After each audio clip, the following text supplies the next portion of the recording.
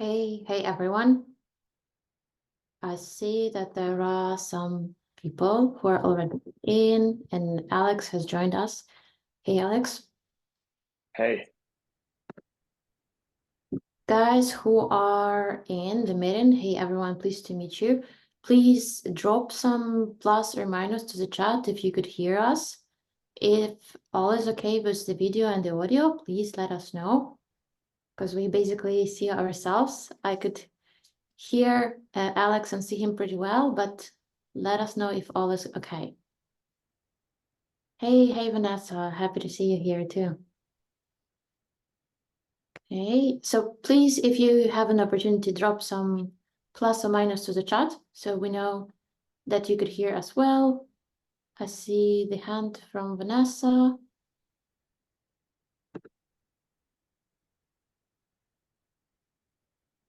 Okay, but I don't really know how to unmute you, speaking frankly. I don't think I have this option.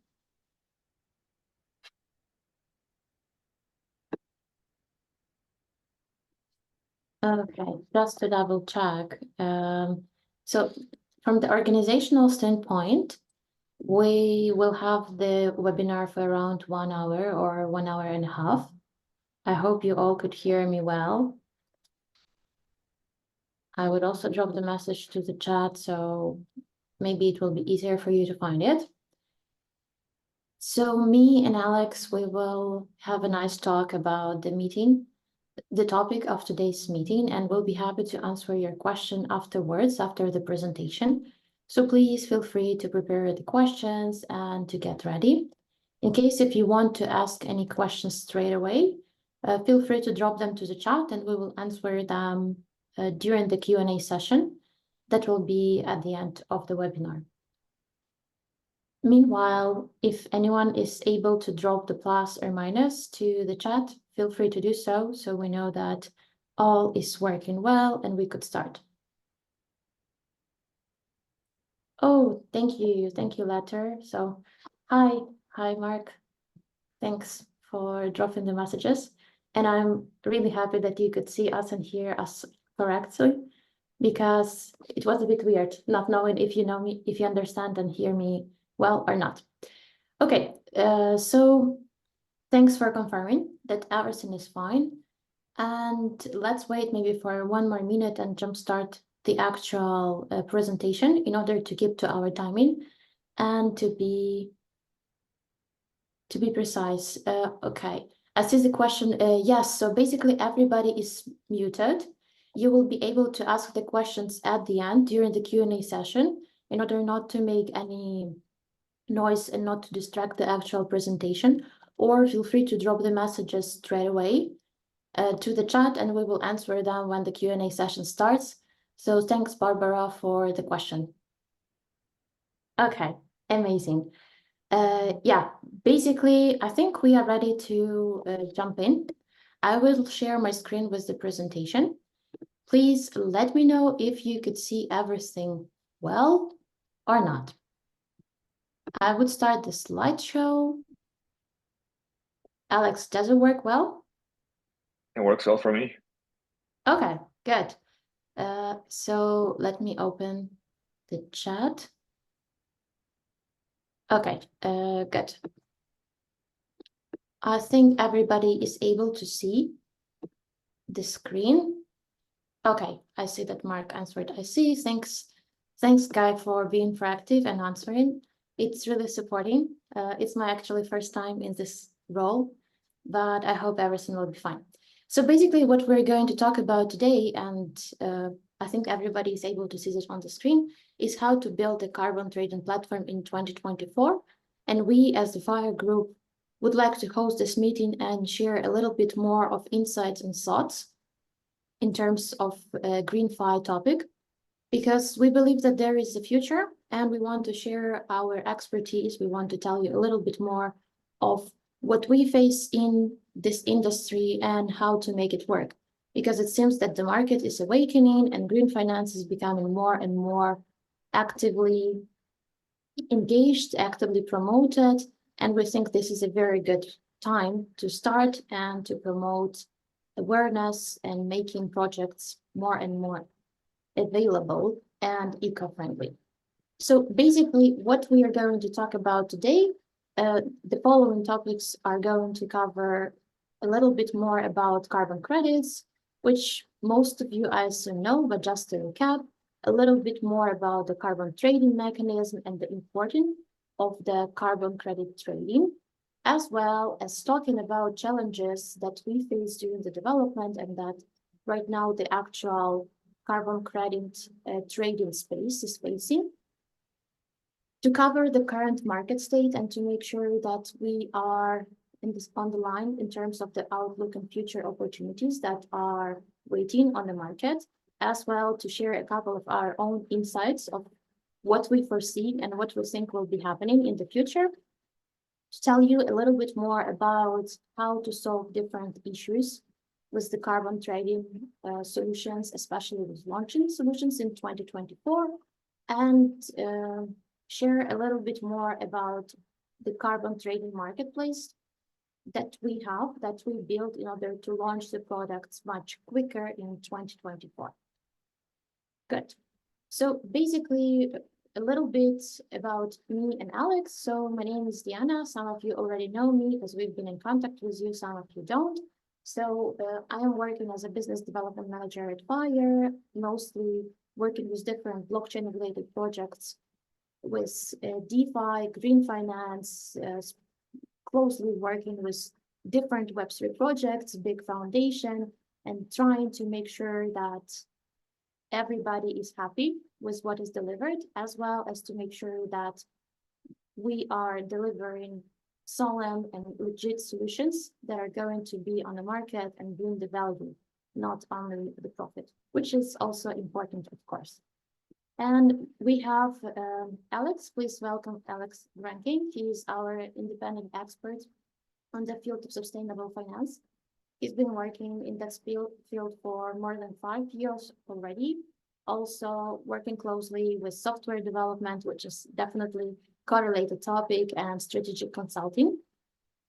Yeah, so Alex has very deep understanding of the green finance space since he has been working on many projects during more than 5 years already, and he will be happy to show you and share with you his thoughts, his insights, and tell you a little bit more about the carbon space. So I'm giving the mic to Alex. Alex, please feel free. If you want to add a couple of more words about yourself, feel free to do so. If no, the stage is yours. All right, thank you. That was a wonderful introduction. If we go to the next slide, the carbon industry plays a pivotal role in balancing emissions with billions of metric tons of CO2 equivalent offset through carbon credits project worldwide, allowing businesses to neutralize their environmental footprint while generating billions of dollars in global market value.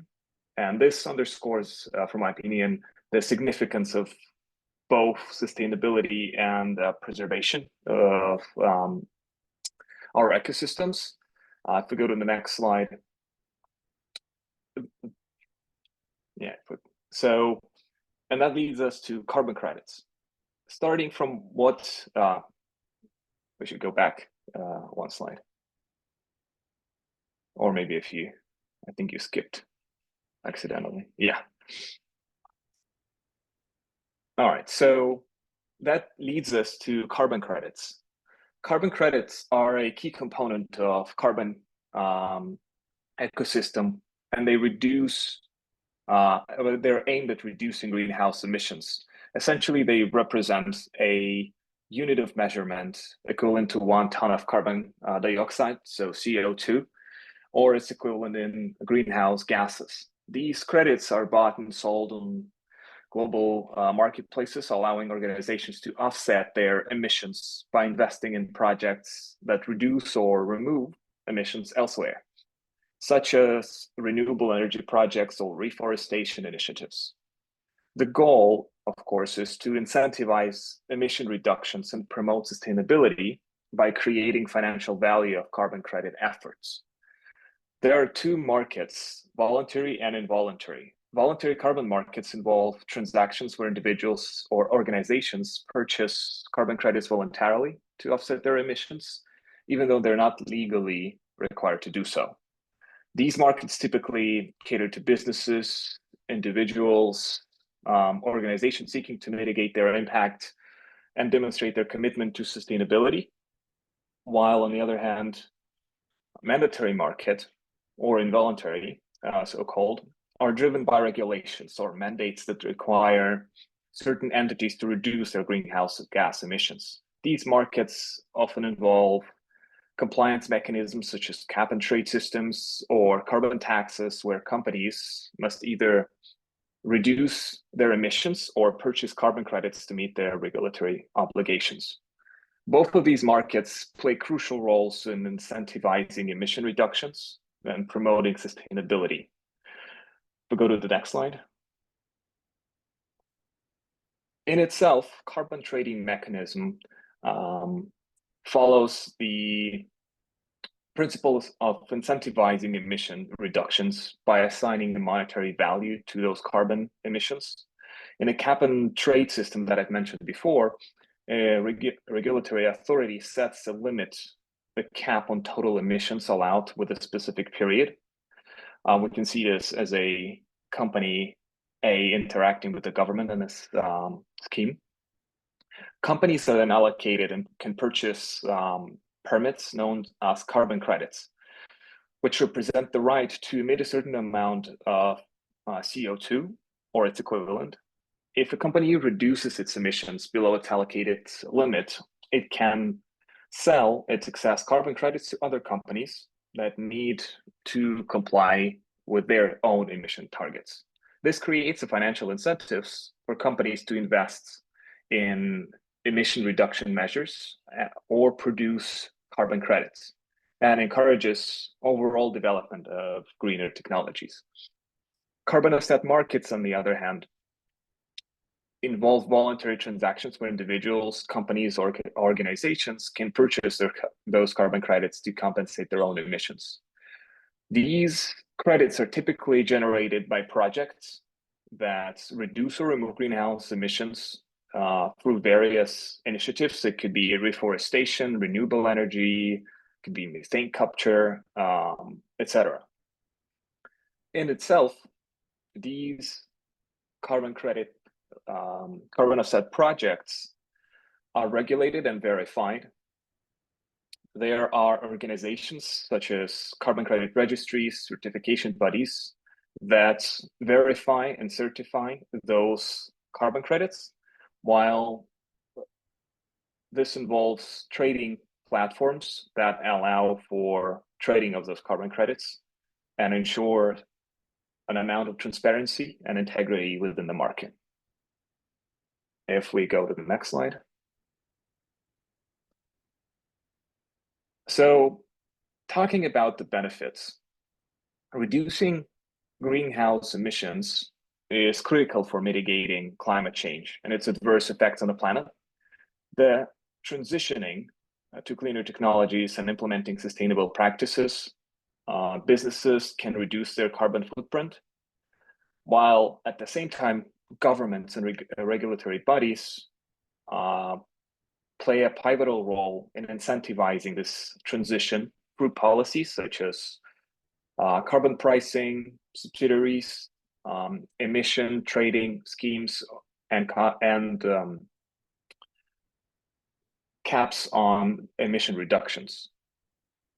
By providing financial incentives and regulatory frameworks, businesses are encouraged to invest in cleaner technologies, adopt sustainable practices, and prioritize renewable energy sources. This is not only helping mitigate climate change, but also promotes innovation, creates green jobs, and fosters economic growth in this expanding renewable energy sector. If we go to the next slide.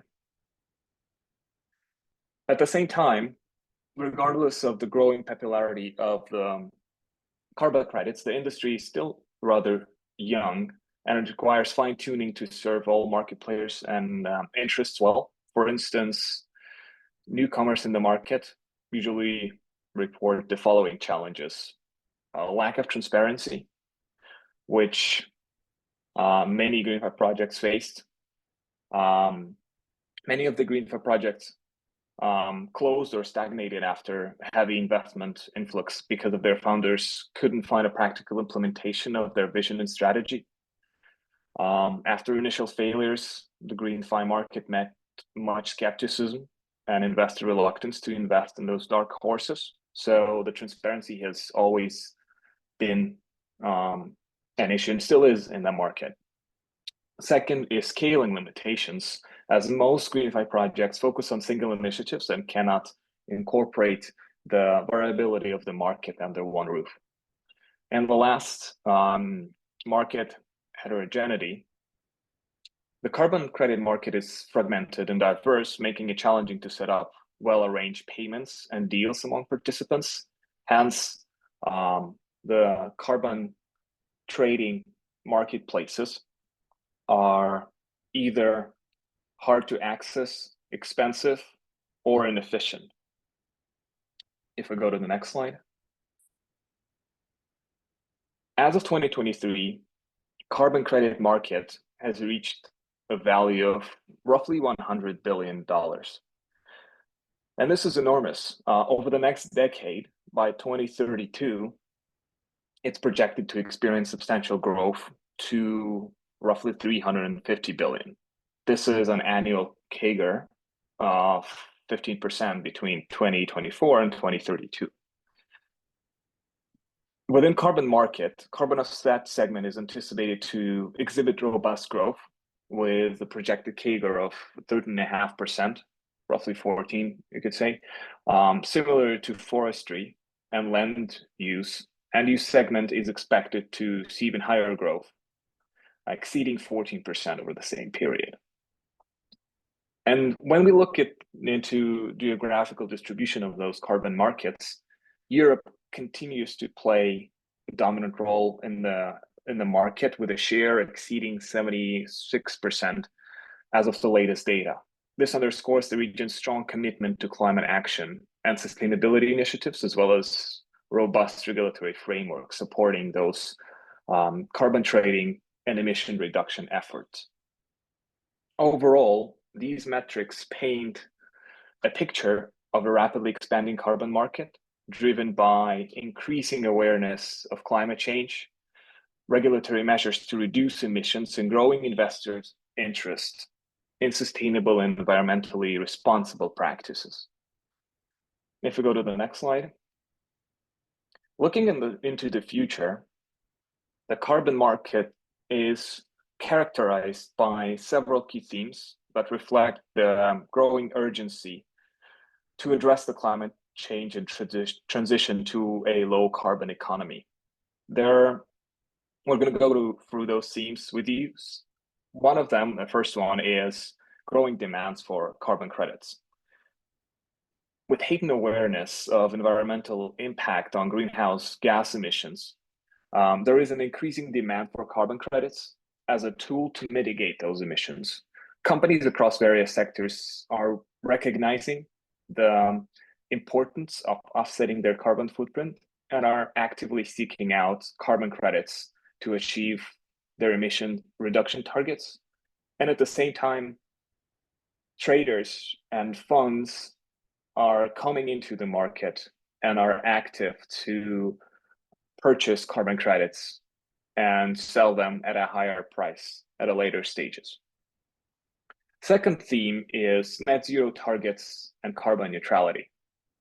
As governments, businesses, and organizations worldwide commit to ambitious net zero targets, there will be a surge in demand for carbon credits to achieve carbon neutrality.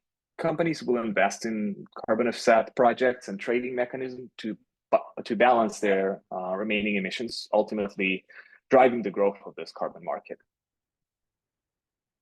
A third topic is insetting. Insetting in itself is the practice of investing in emission reduction projects with a company's own value chain. It's gaining traction as a complement to offsetting. Businesses are increasingly looking inward to identify opportunities to reduce emissions directly in their operations, supply chain communities, and that's incentivized by the caps I've mentioned earlier and regulations. This trend will contribute to expansion of carbon markets by creating additional demand for carbon credits generated through insetting projects. Theme number 4 is carbon removal efforts. Alongside the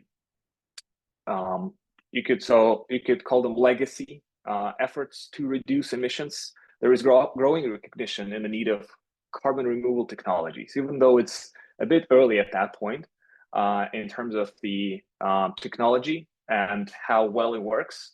The carbon removal projects, such as direct air capture, enhanced weathering, and afforestation, will play a crucial role in achieving the carbon neutrality and driving demand for carbon credits associated with these activities. Theme number 5 is business regulator partnerships. Collaborative partnerships between businesses and regulators will become increasingly important in shaping the future of carbon markets. I believe that regulators will continue to implement policies and frameworks to incentivize emission reductions and facilitate carbon trading, while businesses will contribute by actively engaging with regulators, advocating for supportive policies, and transparently reporting their own emission data. And lastly, the transparency improvements. Transparency and traceability are the key bottlenecks of the current GreenFi system. And blockchain is an innovative solution to this challenge. That's why many carbon credit projects and registries are currently integrating innovative technologies like blockchain or refi carbon credit tokenization, which is what we're here to talk about in more detail later, to enable easier access to data on carbon credits, origin, and value, to increase trust and openness in the sphere, as well as access to purchasing and trading carbon credits. Overall, the future looks promising, with continued growth driven by convergence of regulatory mandates, corporate commitments to sustainability, technological advancements. I believe that market is in a strong position for growth. If we go for next slide.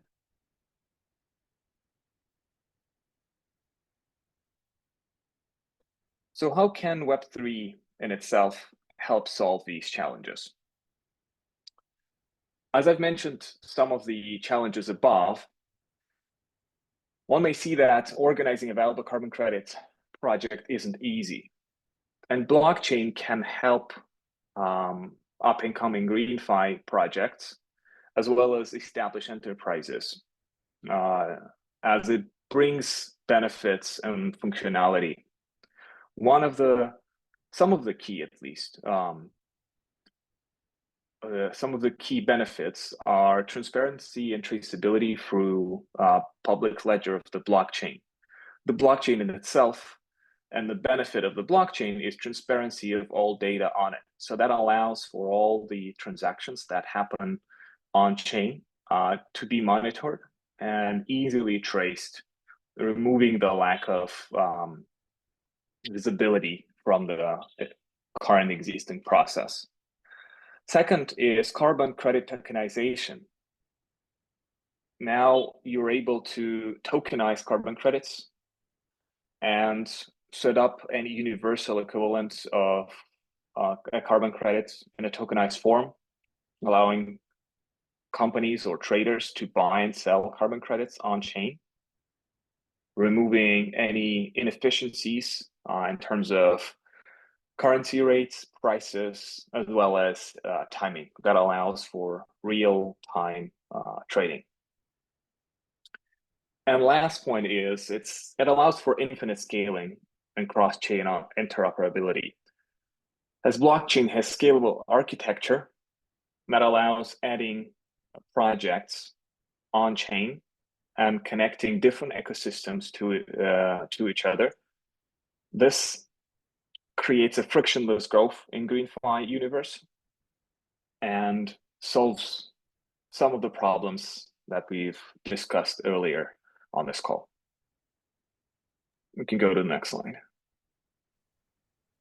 Yeah, basically, I think this is where we are stepping in as a company that is working on the development of different projects. So let me take a little step back and tell you a couple of words why we're actually in that space and how we actually occurred there.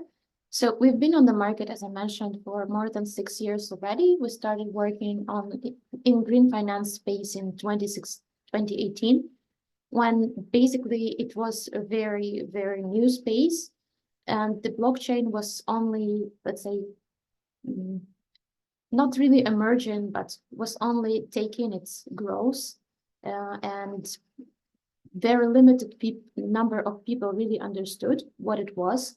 So we started working on a green finance project because we were working in the blockchain space. And back then, it was just the first idea and the first implementation of connection of green finance space and sector to the blockchain in order to exclude the actual greenwashing and the problem with the lack of visibility that Alex has been mentioning.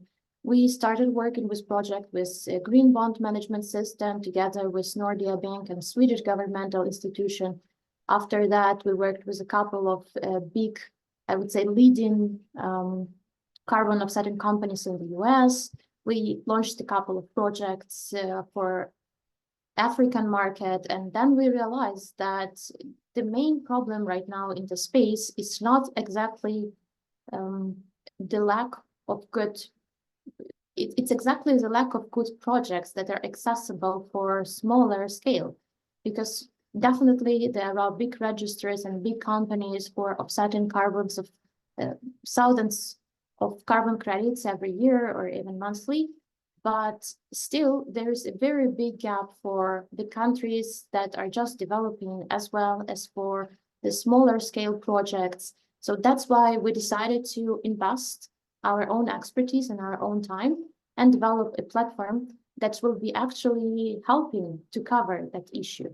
So what does our product do actually? It helps to simplify the access to the green finance space and allows to speed up the process of carbon credit tokenization, as well as covers the three main categories of the users. So if you take a look at the screen, you could see that we distinguished three main categories that we foresee as the main user of the platform that we have.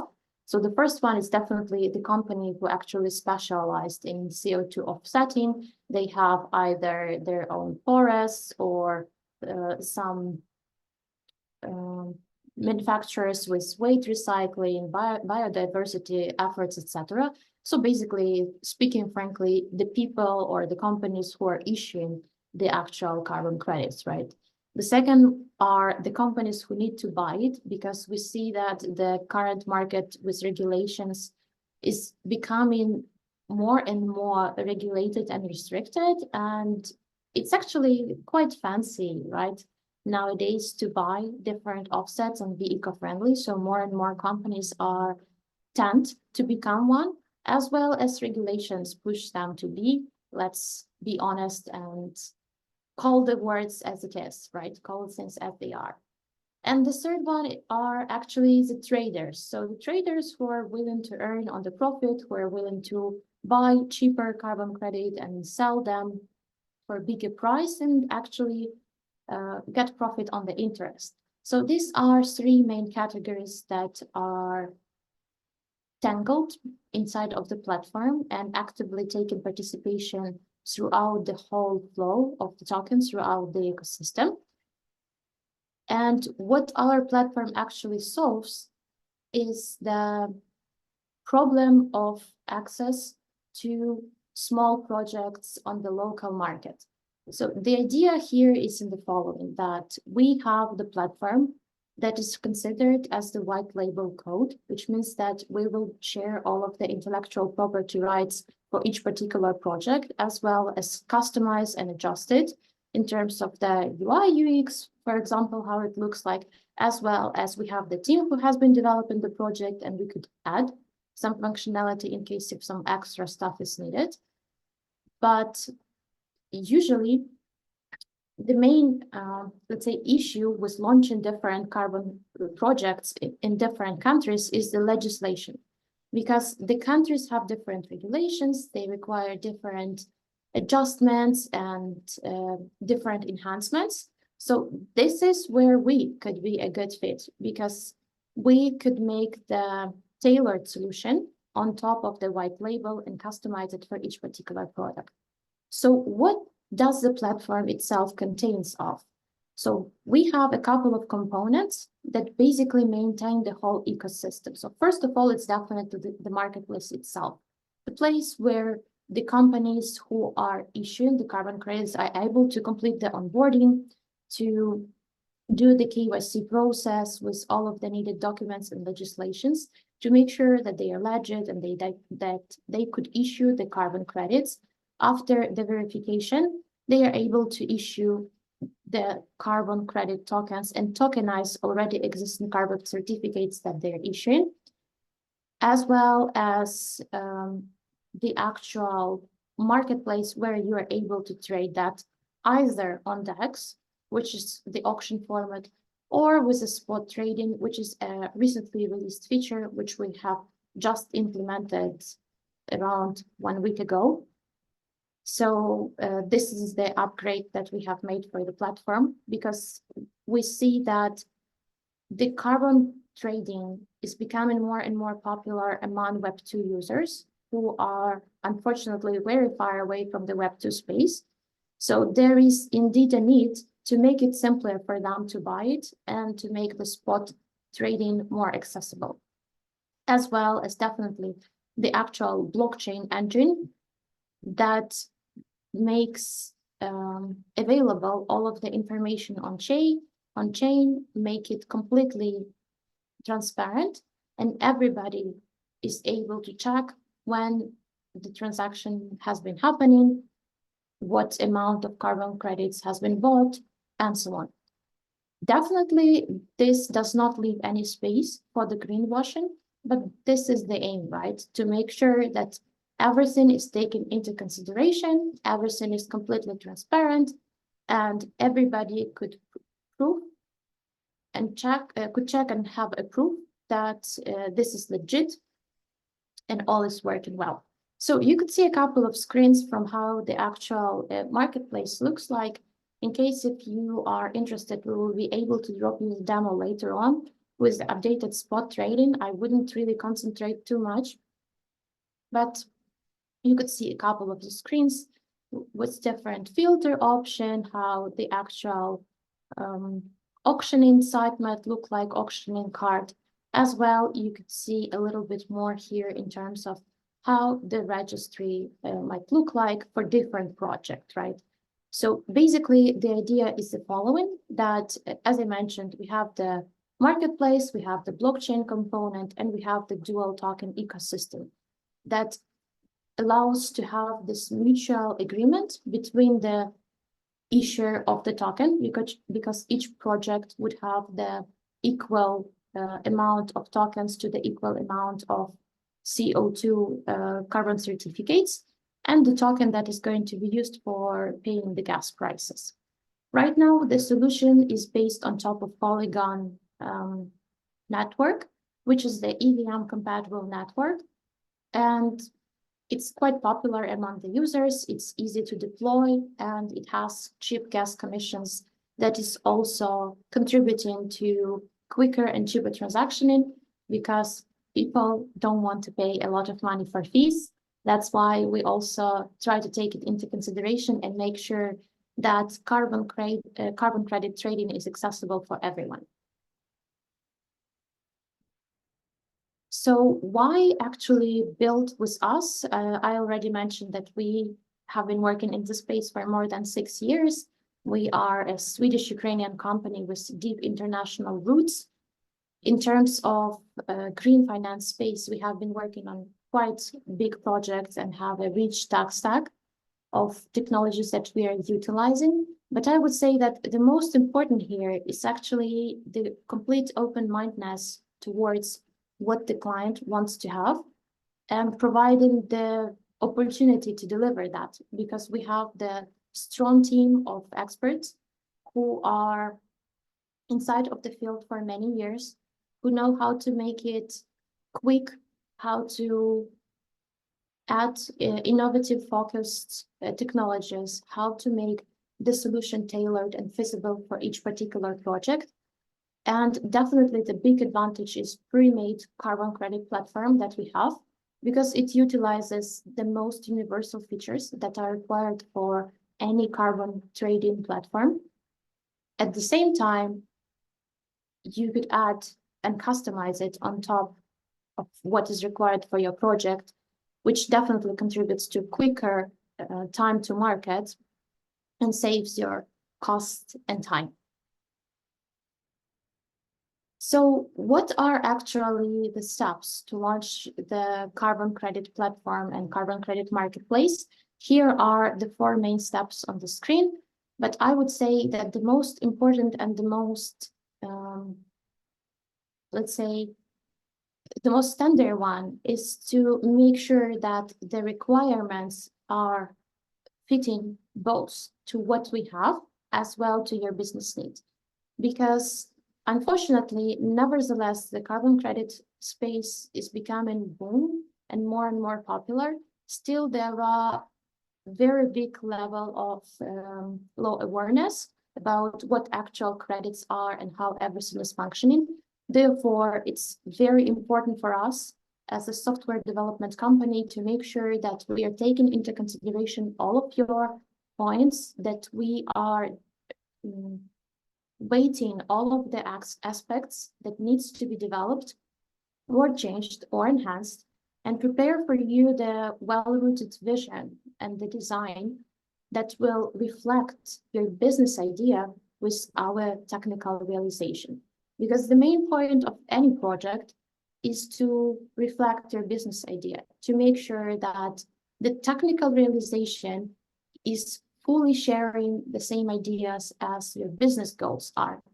That's why we strongly assist and insist on the process of requirements review, of making sure that we are aligned from the very beginning, because when the process of research and planning actually starts with all of the required technical documentation, acceptance criteria, with the functionality and feature list, with understanding what particular user story is related to what, in case if we are having any third-party service providers like KYC or any registers connected, how their API are working, what are costs to do that, how much time would it take as well. It allows us to make sure that the budget that you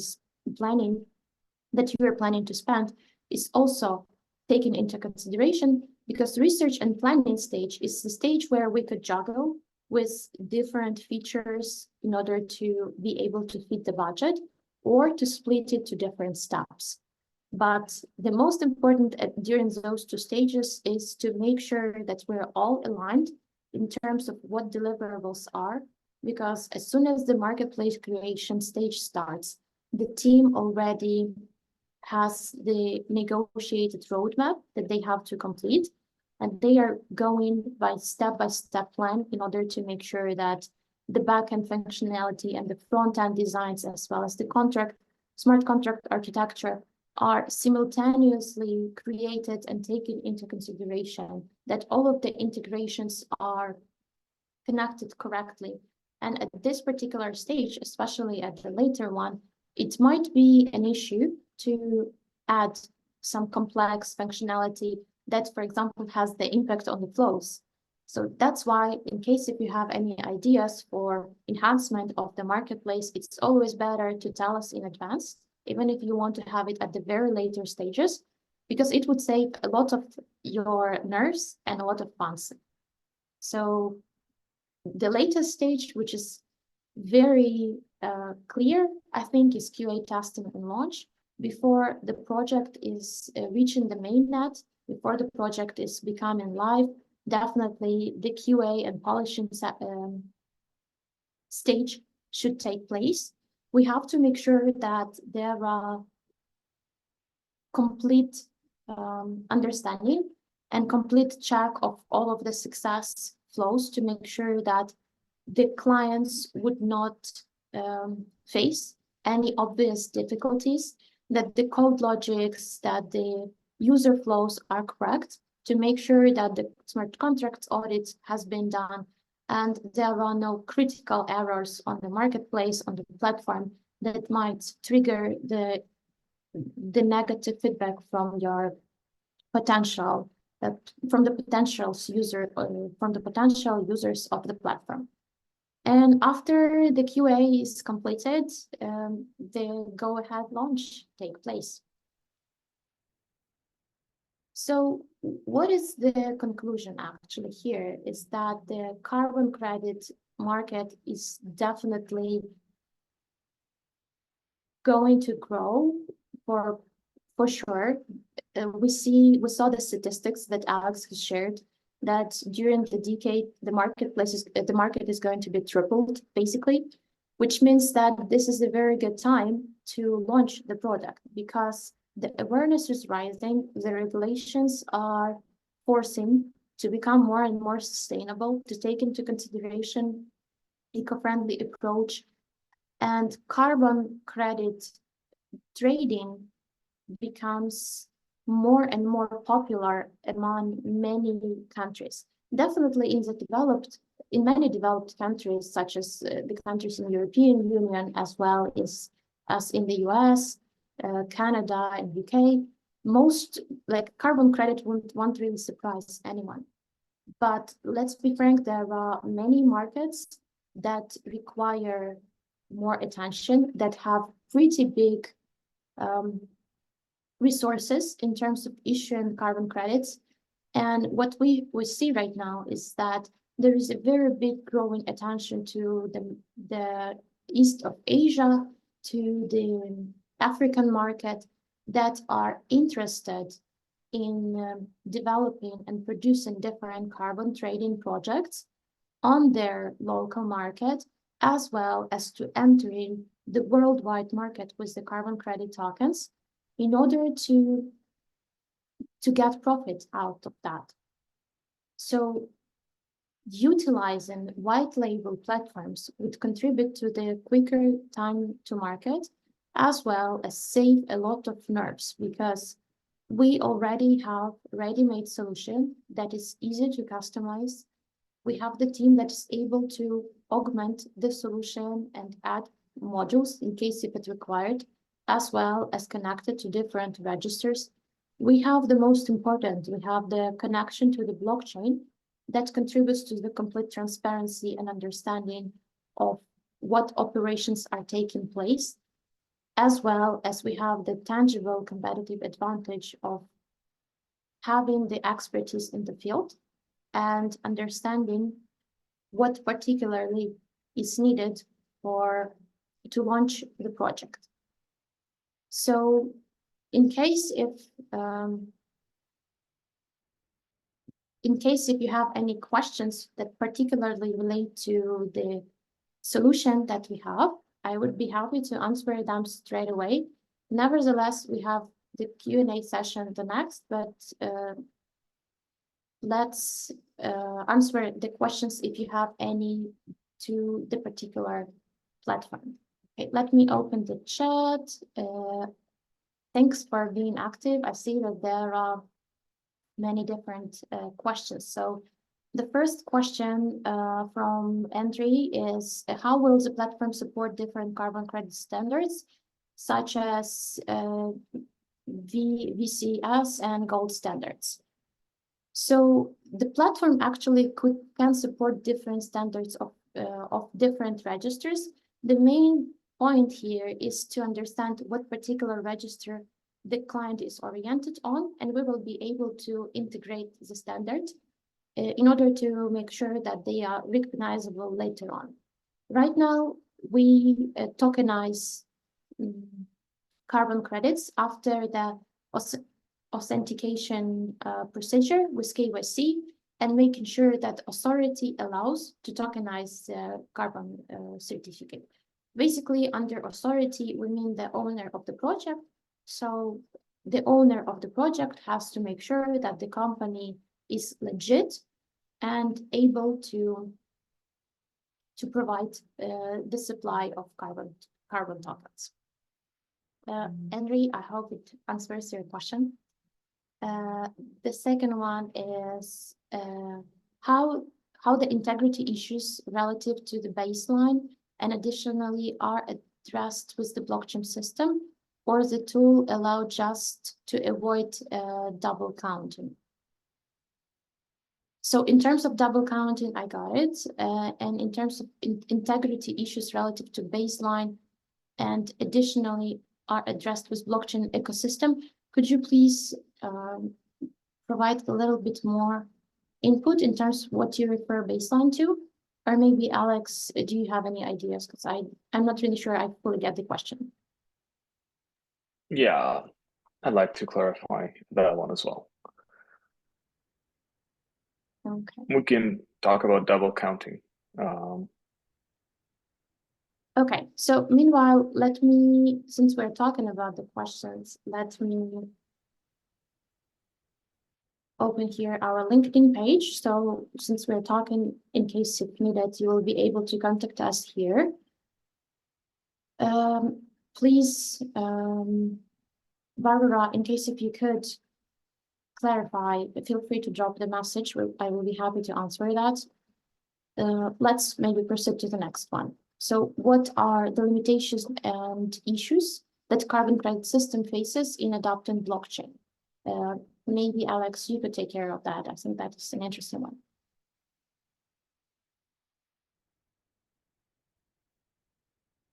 All right. So the limitations and issues in adopting blockchain are, there are a few.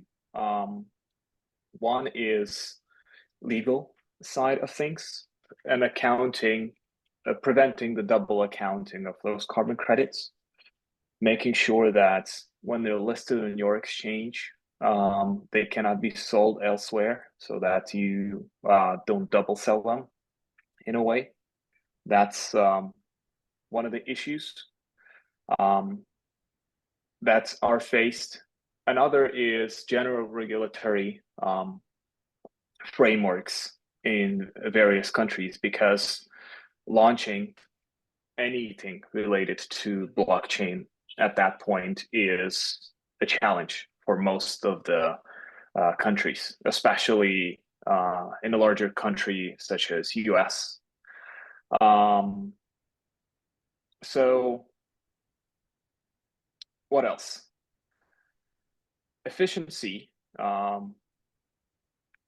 and the cost of running of the system is another issue. So depending on how you run it, it could be on Polygon. I see some questions about Polygon. It is Polygon based. But if you launch it on any other, such as Ethereum or your own chain, it creates a lot of additional cost-related inefficiencies. At the same time, another issue is quality of those carbon credits, to ensure that they are verified and they are proven by, you could say, Verra or golden standard, thus building trust in blockchain and marketplaces like that. I hope that answers your question. Thanks, Alex. I also want to jump in a little bit in terms of the difference. Like I see that it was a little bit misleading that I mentioned that the solution is built on top of Polygon network, but on the screen it has been Ethereum. So maybe I will be a little bit too deep technical right now, but there is such a framework, basically which is called Ethereum Virtual Machine, which is EVM compatible network. I think you have seen this term. What does it mean? It means that all of the layer 2 protocols, such as Polygon, Binance Smart Chain, Sala, and so on, that are based on top of Ethereum virtual machine, they are compatible and they are quite similar. Therefore, if, for example, you want to launch the solution on top of any other EVM compatible chain, in most of the cases, it's not that much complex. For example, right now we chose Polygon because it's quite a good solution in terms of the gas fees, in terms of the scalabilities and traction of the users. But for example, if the solution needs to be deployed to Celo network or Arbitrum, it's also okay because the smart contracts on EVM compatible networks are pretty similar. There is some customization needed, but it's not full rewriting of the smart contract and the logics, which makes it a bit more versatile in terms of the options what networks could be utilized. I hope it does answer your question and I didn't actually confuse you even more. But if it does not, again, feel free to drop the messages to the chat. So, Esther, I hope it answers your question about the Ethereum and Polygon. Good. And there is also the question about how to ensure the liquidity in the carbon credit market, and particularly on our platform. Maybe, Alex, would you be able to jump in? I think liquidity is a point to cover. I mean, as far as I know, the trading is done for two mechanisms in the platform. It's spot trading, so bid and ask system, which liquidates the typical decentralized way of selling on a decentralized exchange where you need liquidity. And the second way is auctions, where carbon offset projects directly sell through an auction system. If that's what your question is about, if the question is about liquidity in a way of total amount of carbon credits available, then it's a question of onboarding projects that sell carbon credits or onboarding and tokenizing carbon credits yourself. Thank you, Alex, for covering that question. Let's go to the next one then. So the next one is about the actual timeline. Oh yeah, sorry, I didn't really cover that. So what is the timeline for the development and launch of the platform? So the usual deployment time to launch the platform as it is, as the white label module that we have, is around 1 month. But if we're talking about the customization of the platform with adding different modules or changing the flows, it has to be estimated separately because we don't know what particularly each client wants. But as I mentioned, it's feasible on our end. We have the team that is able to jump in and assist. So the general answer, 1 month for already existing solution, and minimal changes like some change of logo, change of colors, maybe some changes of the background and so on, without the major changes of the logics. And more time in case if severe customization is required. And here we would be happy to provide you the consultation and share more insights if you're open to that. Would be really happy to jump in on the call and discuss it in more details. Thanks, Andre. The next question was about the how is this working for the USA general market? So if you are referring to the platform particularly, the platform is actually agnostic in terms of different countries. As I mentioned, since this is a white label platform, the main idea is to have the universal set of features that are applicable to most of the projects that are willing to work with carbon credits, and add in particular modules for each particular country in case if it's needed, as well as providing different regional KYC providers or adding different restrictions in terms of the region connecting registers, and so on. So the platform does not work as a software as a service. It's the white label code that is transferred to the end client with the whole transfer of intellectual property rights, and the end client is going to become the full owner of the platform, and where and what market they are targeting for, this is actually going to be taken into consideration and developed for particular and customized for particular need of the client and developed by our team. Okay, thanks for the question, Vanessa. I hope it answers your question. It would be happy to jump in on the call. If it does not answer your question right now, feel free to drop me an email. Would be happy to check it with the team in terms of the questions that you have. The next question is, how does one get more information on companies utilizing reforestation approaches for the purpose of investing? Speaking frankly, I think this question is a little bit far away from the topic of today's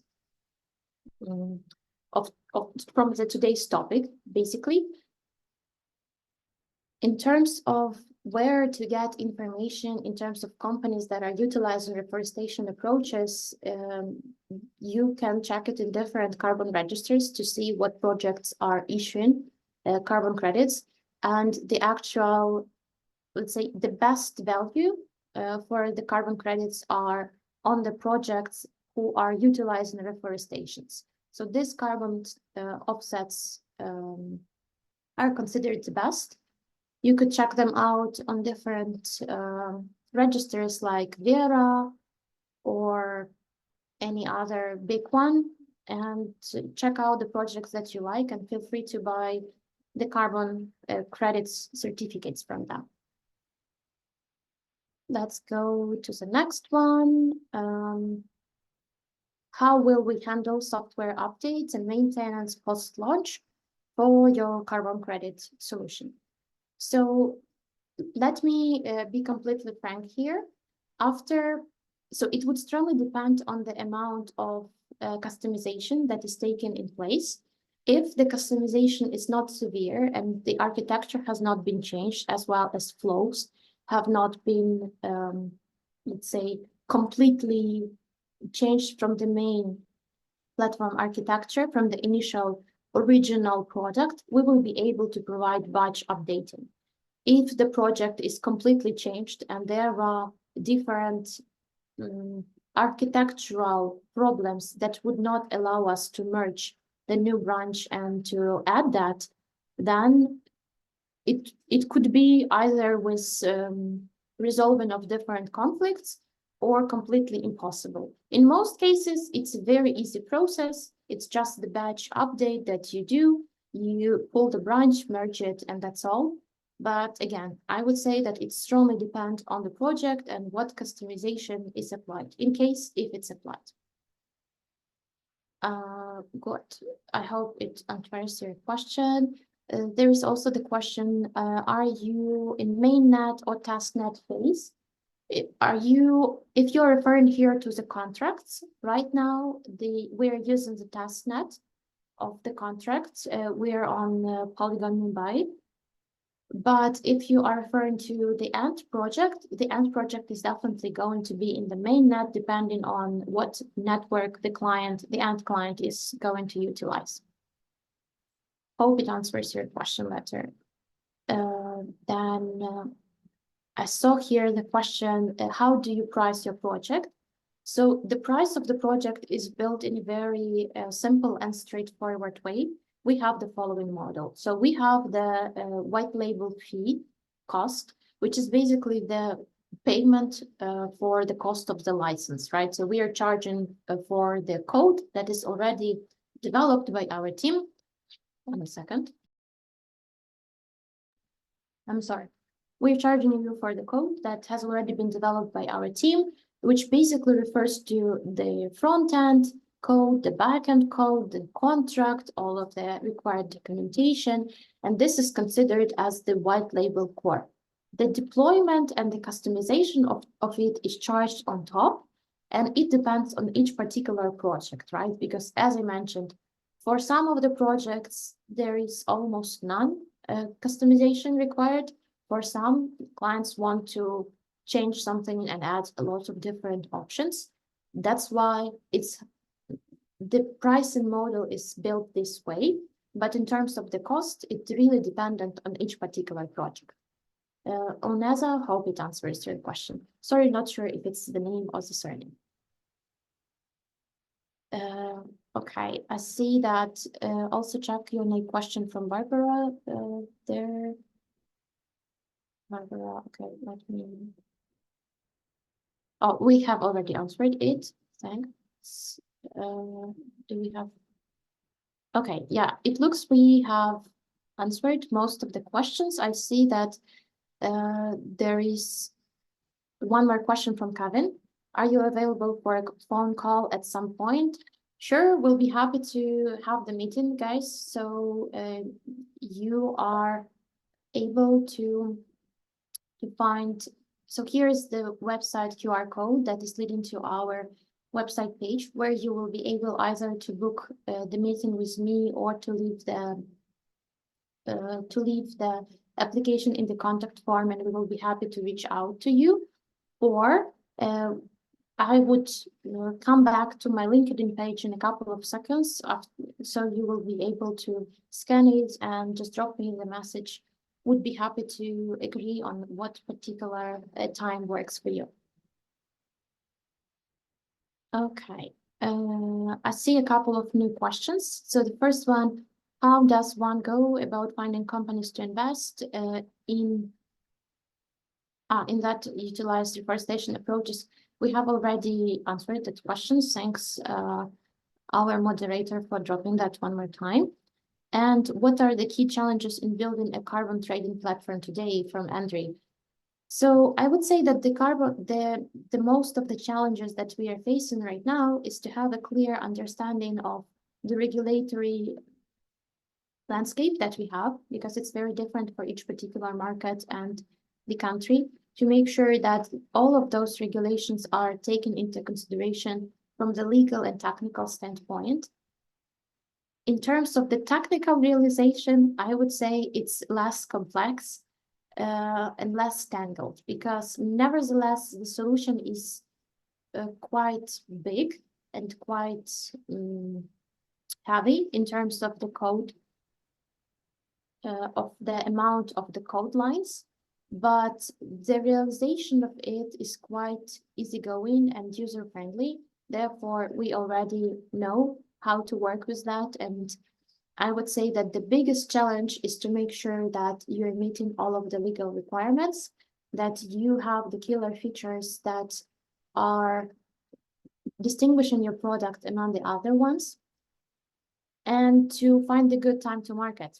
Because nevertheless, everybody is talking about that right now is the best time, which is true, but your go-to-market strategy has to be strong and take into consideration all of the things that are taking place at the current market. Thanks for your answer and for your question, Andrew. And no worries, Kevin. It's fine. Just reach out. Happy to answer your question. And for everyone who is interested, let me get back a little bit. If you want, guys, please feel free to reach out to my LinkedIn, and would be happy to have a chat with you guys.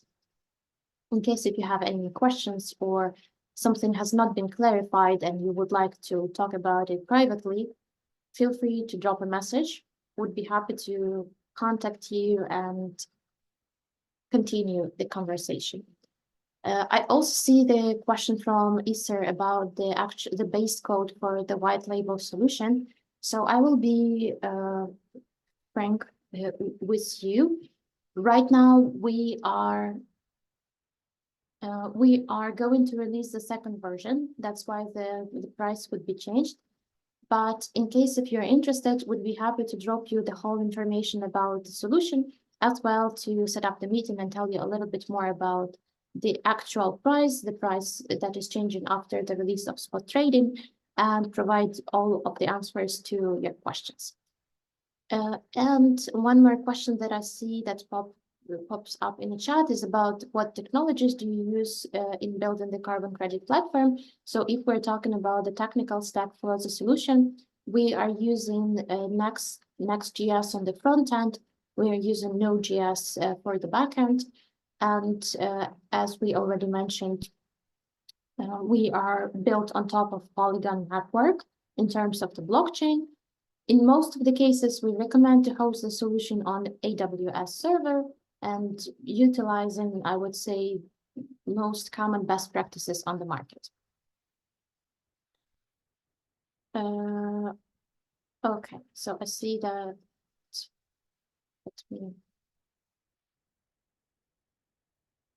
I hope it answers all of the questions that we have.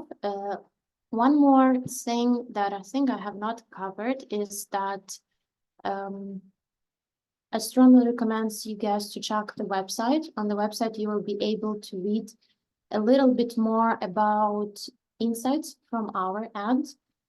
So feel free to scan the QR code and check out the page. So there you will be also see different GreenFi insights. Basically, these are the articles that are written by our team, including me and our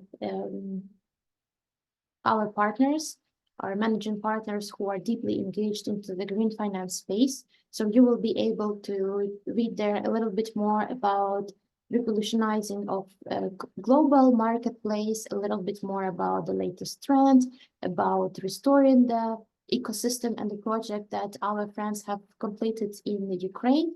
By the way, I really recommend you to check it out. These are our friends who had completed a very big project by restoring the completely deforested, I think, dozens of square kilometers of lands in Ukraine. They have won the grant from big US fund, and they completed the project. Nevertheless, the war has started in Ukraine. So if you're interested in that, check it out. It's very interesting. Hope you like it. We also try to contribute to the project and support not only the green finance space, but to support the local projects. So would be happy if you check it out and get a little bit more about how Ukraine is moving forward in terms of green finance space and what we are doing to make sure that we are combating the deforestation and becoming more and more sustainable in terms of the eco-friendliness. Good. Let me check out the chat if I think all of the questions are answered. Oh, I see here some more questions. Okay, I see the question from Barbara. Sorry, I missed that one. How the three frameworks, the compliant market arranged through national auctions of permits, the clean development mechanism credits, and the voluntary market credits engage with each other? Alex, would you like to take this one? Sure. I mean, it's a very specific, targeted question, but interactions between these frameworks occur primarily through trading of and use of the carbon credits. So regulated entities and compliance markets may purchase the CDM credits or voluntary market credits to fulfill their emission reduction obligations to supplement their efforts. Similarly, project generating CDM credits may also participate in voluntary markets to access additional funding support. So overall, they contribute to the same goal of reducing greenhouse emissions. I hope that answers your question. Thank you. Thank you, Alex. And I see one more question in the chat. Is carbon credit tokenization related to NFTs? It could be. So it could be related to the NFT.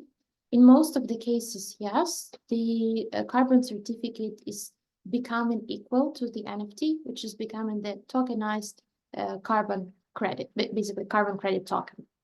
Usually it works this way, that you connect the actual carbon certificate or carbon certificate that proves your issue of the token to the metadata.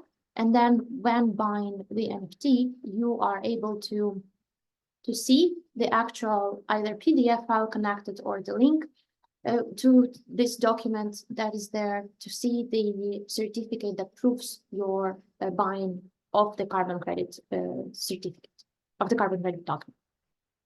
Alex, maybe you want to add here something more in terms of your experience. What particular realization have you seen, and what is the most common, would you say? Sure. It comes down to tokenization. So I'd say there are two use cases that I've seen for them. One is representing a carbon credit, which has its pros and cons versus the tokenization into general kind of blockchain currency and tokens. But the other option that I've seen is generating the certificates. So storing the certificates and the proof of verification or proof of ownership through NFTs, because NFT compared to the tokens can hold specific information. It could be a PDF of ownership or verification. Thus, it can be linked to carbon credits. Thank you, Alex, for sharing the vision that you have seen in terms of the different projects and how it could be utilized. I totally agree. Like, it depends on how, like, what aim does the tokenization of carbon credits, or let's say what use case is required for each particular project. But there are two main use cases, as Alex has mentioned. By the way, I really want to thank everyone for being active on the chat and asking questions and not being shy. It's really supportive to understand that it's interesting for you to listen to us, and to the topic is like touching. I'm really glad that we were able to cover the messages, that we had so many messages and we were able to cover all of the questions. And I want to thank you, Alex, for providing a lot of insights and sharing a lot of information about the tokenization of carbon credits. Hope everyone was enjoying this little webinar as much as I am. And thanks everyone for listening to us. Thank you all. Okay, then it looks we're all set. Guys, thanks for your time. I hope we will be able to meet with you. Feel free to add to our LinkedIn pages or to drop requests on our website page. Would really be happy to catch up later on and to answer your questions in case if you have any. But just for your convenience, I would drop my LinkedIn link to the chat. So feel free to reach out to me. Maybe it would be easier versus to the QR code, but I think most of us are tech savvy. And if you are here and you know what carbon credits are and you are Web3 friendly, I think all of you were able to contact me. The latest point that I think about is maybe let's make a little, let's say, close-in present or something like that. For everyone who is going to drop me a message or to drop a message on our website during 24 hours, we will be happy to arrange the little consultation with Alex and answer your questions. Alex, what do you think about the idea? Sounds lovely. I'm happy to connect with everyone who is interested to learn more about carbon credits and blockchain. So looking forward to it. Yeah, so guys, you have my LinkedIn link. I would just drop it one more time. feel free to drop me a message and outreach to me during the next 24 hours. And we will be happy to make the consultation with Alex, set it up, and it will be completely free of charge on our end. We'd be happy to assist you on your project development, as well as to share a little bit more about the project that we have, and hope you will like it. And you already like it as much as I do. Thanks everyone for your time. Would be happy to see all of you. Thank you. Okay.